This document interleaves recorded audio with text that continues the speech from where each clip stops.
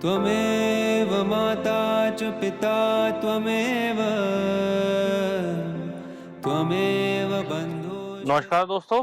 Hello. आपको जैसे पता है हम रिसेंटली गए थे पूर्णागिरी के ट्रिप पे।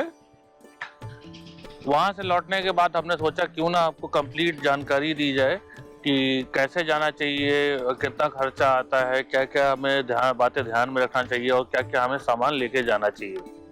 तो चलिए शुरू करते हैं।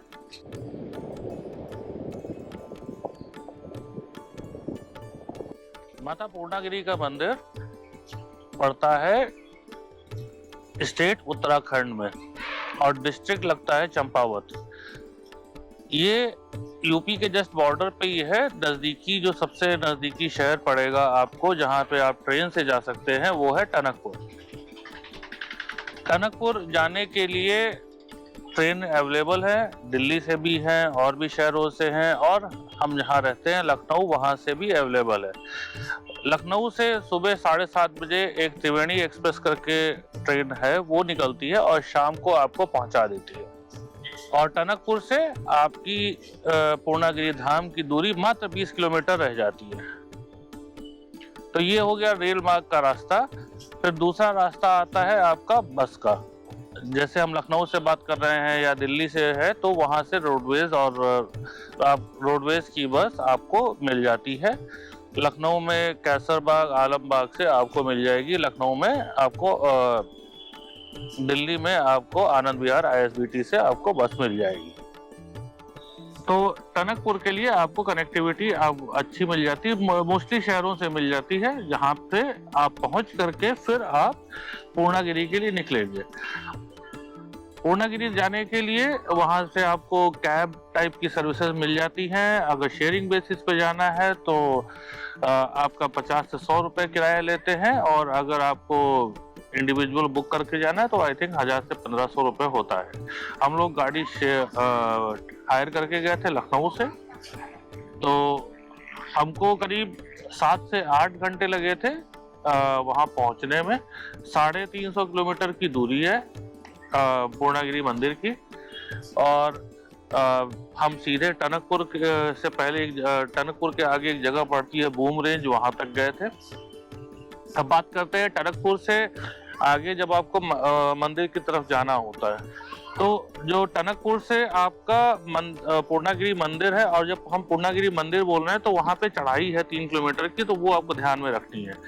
तो टनकपुर से जब उस स्पॉट तक जहाँ से आपकी चढ़ाई चालू होती है वहां तक पहुंचने के लिए बीच में हम अपना जंगल वाला रास्ता है।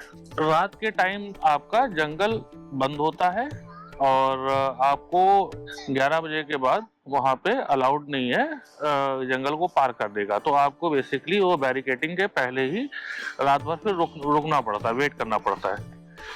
अब सजेस्टेड ये रहता है कि आप कोशिश ये करें कि या तो आप रात के 11 बजे से पहले वो स्पॉट को पार कर ले और पूर्णागिरी मंदिर की चढ़ाई जहां से होती है वहां पर पहुंच जाए, या फिर आप अर्ली मॉर्निंग या दिन के टाइम कभी भी पहुंचे और अपना आराम से उधर को जाए। रात को कभी मत पहुंचे, वहां पे सजेस्टेड नहीं है, जंगली जानवरों का भी खतरा है। एंड सेकेंड थिंग कि आपको रुकना भी पड़ जाएगा बीच जंगल में। टनकपुर के आगे जो आपका रास्ता है पूरा वो जंगली इलाका है, तो सजेस्टेड है कि आप अपना गाड़ी का तेल और एयर प्रेशर पूरा चेक करा के चले, गाड़ी का बेसिक मेंटेनेंस भी चेक करा के चले, क्योंकि हिली एरिया है और अच्छा खासा हिली एरिया है।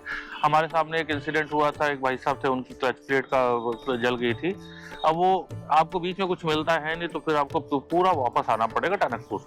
जो टनकपुर से आपका पूर्णागिरी तक का रास्ता है वो भी थोड़ा सा खराब है। खराब इन द सेंस बना हुआ है, बट बारिश में क्या है कि रोड बह जाती है, लैंडस्लाइड हो जाता है, तो आपको जगह जगह वो पैचेस मिलेंगे जो कि खराब रोड के हो सकते हैं, और डिपेंडिंग ऑन द सीजन कभी कभी बहुत ज़्यादा भी खराब हो सकते हैं। तो आपको इस चीज़ के लिए भी तैयार रहना पड़ेगा। एंड हाँ, इससे एक चीज और पॉइंट आता है कि आपको बारिश के सीजन में पूर्णागिरी मंदिर जाना अवॉइड करना चाहिए। मेरी तरफ से तो टोटली अवॉइड करना चाहिए, क्योंकि क्या है, नदियों का पानी या पहाड़ों का पानी जो है रोडों से होकर के निकलता है, तो वो कितना भी प्लस माइनस हो सकता है, और उसके ट्रेसेस हमने जब हम जा रहे थे तो हमने रास्ते पे देखे। टनकपुर से आपका पूर्णागिरि मंदिर की चढ़ाई जहाँ तक चालू होती है, तो उसके बीच बीच में वो बहुत सारी जगहों पर आपको कार पार्किंग का जगह मिलेगी। स्पेशली कमर्शियल गाड़ियों की एक स्पॉट है जिसके बाद आपको गाड़ी आगे ले जाना अलाउड नहीं है। तो वहां पर आपको कुछ नहीं करना है, कार पार्किंग में लगाइए, लगाने के बाद आराम से वहां से कैब बुक करिए, 30 रुपीज पर हेड चार्ज लेगा और आपको वहां पर छोड़ देंगे जहां से पूर्णागिरि मंदिर की चढ़ाई चालू होती है। अगर आप अर्ली मॉर्निंग पहुंच रहे हैं तो जो पूर्णागिरि मंदिर है वहां पर आपको कार पार्क करने की सुविधा मिल जाती है, जहां पे आप अपना दुकानों में प्रसाद जो कि 150, 200, 300 रुपए का होता है वो खरीद करके कार प्रॉपर्ली पार्क कर सकते हैं, वहां फ्रेश अप हो सकते हैं, अपने सामान को छोड़ सकते हैं और अपना आराम से जाइए, चढ़ाई करिए, नीचे उतरिए, कोई प्रॉब्लम नहीं। जैसे पूर्णागिरि मंदिर जो है हमारा चढ़ाई पर है, तो सजेस्टेड ये है कि अगर आपके पास छोटे बच्चे हैं और या फिर बुजुर्ग व्यक्ति है, तो सबसे पहला तो मैं ये सजेस्ट करूंगा कि वहां पर सीढ़ियां हैं, अगर पैरों में दिक्कत है तो ना जाएं या अवॉइड करें, या इस चीज़ को देखें कि पहले टेस्ट कर लें कि आप 3 किलोमीटर की चढ़ाई जो कि मोस्टली सीढ़ियों वाली है आप कर सकते हैं या नहीं, और बच्चों के केस में भी। सेकेंड थिंग, बच्चों के लिए वहाँ स्ट्रॉलर वगैरह भी नहीं मिलता वैष्णो देवी की तरह, वहाँ पे ऐसी कुछ व्यवस्था नहीं है। राइट, हाँ, स्ट्रॉलर या लेके ही चढ़ना पड़ेगा। हाँ, वो पालकी की व्यवस्था नहीं मिली हमको वहाँ पे, दिखी। बच्चे थे हमारे साथ तो वो तो खैर जो जो उसमें चढ़ गए, मगर दिक्कत हुई थी। नेक्स्ट पॉइंट ये है कि जैसे आप चल रहे हैं तो हालांकि उतनी जरूरत नहीं लगी, बट सजेस्टेड है कि ट्रैकिंग पोल अगर आप रख ले तो आपको हेल्प होगी। हाँ, वैसे वैष्णो देवी में देखिए डंडे मिलते हैं, लेकिन यहाँ पे ऐसा कुछ नहीं था कि डंडे मिल जाएंगे, यहाँ लेके जाना पड़ेगा।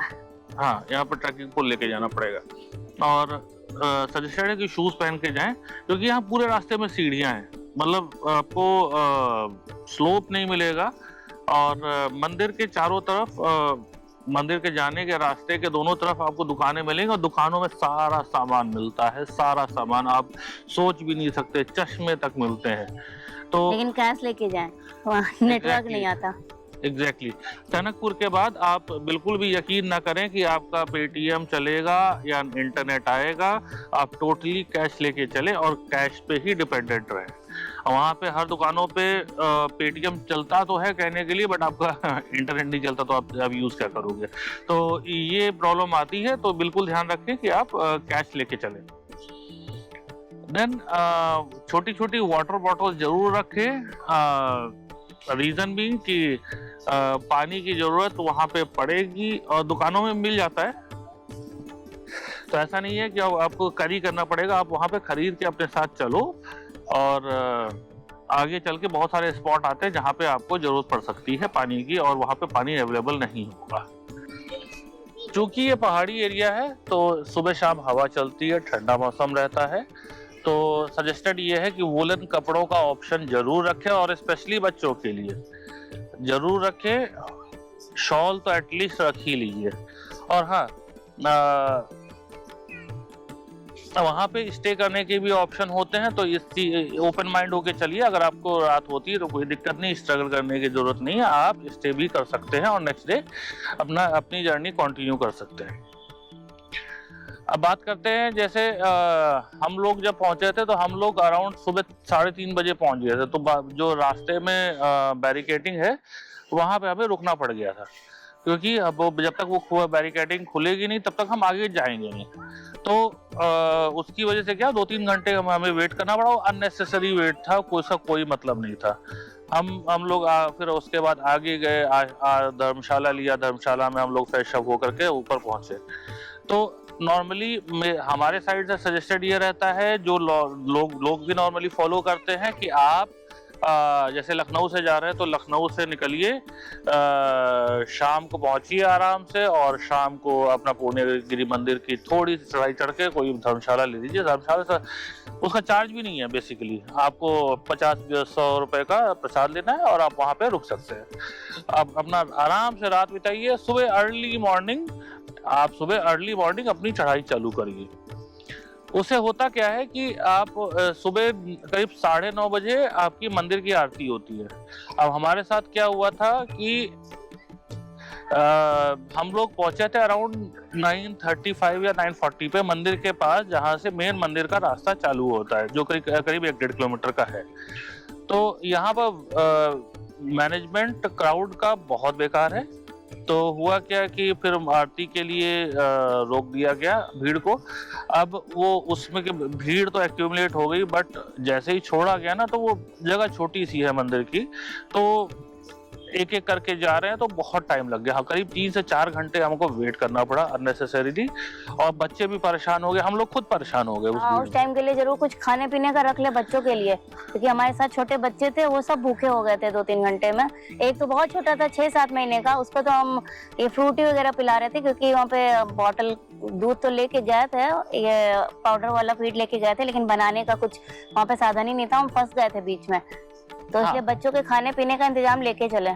और ये स्पेशली जो मैंने बोला ना कि पानी की बोतल जरूर लेके चले, वो मंदिर के पास के लिए है कि इन केस आपको भीड़ मिलती है तो पानी पीने या थोड़ा भूख मिटाने का आपके पास कुछ ना कुछ साधन रहे। और अगर 5 साल तक का भी बच्चा है ना, तो उसके भी डायपर एक ले लें। उस लाइन में अगर ज्यादा लाइन लगी हो तो वहाँ पे पहना दें, क्योंकि वॉशरूम के लिए बच्चा बोलता है और वहाँ से कहीं पे निकल के जा भी नहीं सकता बाहर। तो आप कोशिश ये कर, वैसे तो धर्मशाला से निकल करके जब आप अर्ली मॉर्निंग दर्शन कर लेंगे तो आपको भीड़ बिल्कुल नहीं मिलने वाली है, बट इन केस अगर आप वहां पर फंसते हैं भीड़ में, तो फिर ये ऑप्शन आपको रखना चाहिए अपने पास। बात करते हैं वॉशरूम्स की। तो वॉशरूम आपका पूरी जो जर्नी रहेगी आपकी 3 किलोमीटर की, बट वैसे मैं बताऊं आपको जर्नी बढ़िया है, मजे काटते हुए बीत जाती है। तो वो पूरी जर्नी के रास्ते में लेफ्ट एंड राइट आपकी धर्मशाला, जैसे मैंने आपको वीडियो में भी दिखाया, रहती हैं। उन धर्मशालाओं में आपको नहाने और वॉशरूम की सुविधा मिल जाती है। रास्ते में हमको जो पब्लिक टॉयलेट है वो एक दिखा था, और सारे धर्मशाला वाले तो बहुत से दिखे थे, पूरे रास्ते में ही दिखे थे। और मंदिर के जहाँ पे मंदिर की मेन चढ़ाई चालू होती है, जो कि करीब 1.5-2 किलोमीटर का रास्ता है, और बेसिकली उसके पहले आपको चप्पल अपने उतारने होते हैं। तो चप्पल शूज जो भी लेके जाएंगे तो आप वहीं लास्ट तक पहन के जाइए। वहाँ पर राम की पैड़ी नंबर 1 नंबर 2 है, वहाँ पर आपको जूते जमा करने का I think 50 rupees per pair रख लेते हैं। कोई टेंशन नहीं है, आप पहले से मत उतारिए, क्योंकि वहाँ की टाइल्स जो है पैरों में चुभती हैं, तो अननेसेसरीली आपको और ज्यादा कष्ट होगा अगर पहले ही उतार देंगे तो। पानी का हमने आपको बता दिया, खाने का भी ढाबे वहाँ पे भरपूर है, तो आपको इस मामले में कोई चिंता नहीं करनी, कोई सामान छूट गया हो या खाना पानी में कुछ रह गया, आपको मिल सब कुछ जाएगा। इस मामले में पूर्णागिरि मंदिर हमको हैवीली कमर्शलाइज लगा। आपको कोई दिक्कत नहीं होगी, रहने तक की कोई दिक्कत नहीं है, कोई चार्ज नहीं। तो अगर बात करते हैं हम टोटल खर्चे की, तो खर्चे में आपका यहाँ से अगर हम ट्रेन से जा रहे हैं तो आपका करीब थर्ड AC का 700-800 रुपए चार्ज है। और उसके बाद आपका वहाँ से कैब का मान लीजिए 100 रुपए चार्ज है एक साइड, और ऊपर फिर आपका चढ़ने का कोई चार्ज नहीं है। खाने पीने की सुविधा है, खाने पीने का नॉमिनल चार्ज है, 100 रुपए की थाली है। आपको वहाँ पे पहाड़ी राजमा और दाल मिल जाती, सिंपल खाना मिलता है, तो वो खा सकते हैं। बाकी मतलब अगर मैं वाया ट्रेन जर्नी मानूं तो आई थिंक अराउंड 3 से 4 हजार रुपए में एक सिंगल आदमी का आराम से लेविशली 1 नाइट स्पेंड करने के साथ हो जाएगा। और फैमिली अगर है तो 4 से 5 हजार रुपए मान लीजिए, उससे ज्यादा नहीं। तो इतना खर्चा करीब करीब आएगा। वैसे अगर हमारी सलाह आप लोग इस तरीके से करिए, अगर आप लखनऊ से जा रहे हैं शाम को पहुंचिए, आराम से पूर्णागिरि मंदिर के में जाकर के धर्मशाला लीजिए। वहां पर रात को थोड़ा सा चढ़ाई करके जितना भी स्टैमिना हो हो उस बचाओ चढ़ाई करके आप धर्मशाला में रुकिए रात भर। अर्ली मॉर्निंग उठिए करीब 6-7 बजे, जो बचा हुआ ट्रैक है वो करके मंदिर के दर्शन कीजिए। उस टाइम पे आपको गर्भगृह के दर्शन भी करने को मिल सकते हैं। मंदिर में फोटोग्राफी अलाउड नहीं है, रिकॉर्डिंग अलाउड नहीं, हमने भी नहीं की थी। अब जैसे अब आप अगर पूजा के बाद या जब भीड़ हो जाएगी उसके बाद जाएंगे तो आपको वैष्णो देवी की तरह जस्ट एक दूर से दर्शन करा करके आपको आगे बढ़ा दिया जाता है। बट अगर आप अर्ली मॉर्निंग जाएंगे जब भीड़ नहीं होगी तो वहां पे पंडित हैं वो अच्छे हैं, वो आपको प्रॉपर दर्शन करने का, गर्भगृह में जाने का भी मौका दे देते हैं। तो हमारी साइड से सजेस्ट ये रहेगा कि 2 दिन का प्लान बना के चलिए, 1 दिन वहां जाने का और 1 दिन और दर्शन करने का और शाम को फिर लौटने का। यहाँ से जो आपको करीब हमने चढ़ाई चालू की थी करीब 7 बजे और हम करीब 9:30 बजे के आसपास हम मंदिर के दरवाजे तक पहुंच गए थे। वो बात अलग है, करीब 3 घंटा हमको मंदिर दर्शन करने में लग गया। तो हम करीब 12:30 1:30 बजे करीब वहां से निकले। फिर खाना पीना खाते खाते हम 3:30 से 4 बजे के बीच में हम मंदिर के जहाँ से चढ़ाई चालू होती है वहां पे हम पहुंच गए थे। तो कुल मिलाकर के अगर हम माने कोई अर्ली मॉर्निंग पहुंचता है तो वो मंदिर जा करके चढ़ाई करके दर्शन करके वापस शाम को टनकपुर आ भी जाएगा। जब आप नीचे आ जाते हैं, आने के बाद फिर हमें नेपाल भी जाना होता है, जो हम नहीं जा पाए। तो एक पॉइंट यहाँ पे नोट करने वाला है कि नेपाल में जो हमें सुनने में आया कि बॉर्डर एंट्री आपकी 5 बजे बंद हो जाती है। तो आपको इस चीज़ का ध्यान रखना है कि 5 बजे से पहले जाएं, वैसे भी अंधेरा हो जाएगा तो ज़्यादा कुछ मतलब नहीं है। अब पूर्णागिरी जैसे निकलने के बाद 2 चीज़ें आपको घूमने वाली हैं। एक जगह है उसका नाम बूम रेंज है, मैं लिख दूंगा नीचे प्रॉपरली। वहां पर आपको शारदा नदी के किनारे बहुत अच्छा सा बीच मिल जाता है जहाँ पे आप बैठ करके फोटोग्राफी करा सकते हैं। सामने आपको ठीक नेपाल दिखाई देगा, आप उस चीज का एंजॉयमेंट ले सकते हैं। सेकंड, आपको नेपाल जाना होता है, वो आप 5 बजे से पहले जाइए। वहाँ पे आपको 2 व्हीलर ऑन रेंट सस्ते पे मिल जाता है। जल्दी से दर्शन करके वापस आ जाइए और फिर वहां वापस आके टनकपुर से आप अपनी ट्रेन पकड़ लीजिए या फिर जहां भी आपको जैसे भी जाना है वो कर लीजिए। तो ये थी हमारी जानकारी और सुझाव लखनऊ से पूर्णागिरी मंदिर की यात्रा के। अगर इसमें कुछ कमी हो, कुछ गलत हो या आपके भी कुछ सुझाव हो तो जरूर कमेंट सेक्शन में बताइएगा। हम बहुत ही जल्द एक नए ट्रिप पे निकलने वाले हैं, जरूर शेयर करेंगे वो भी आपके साथ। तब तक के लिए do liking our channels and thanks for your time and नमस्कार।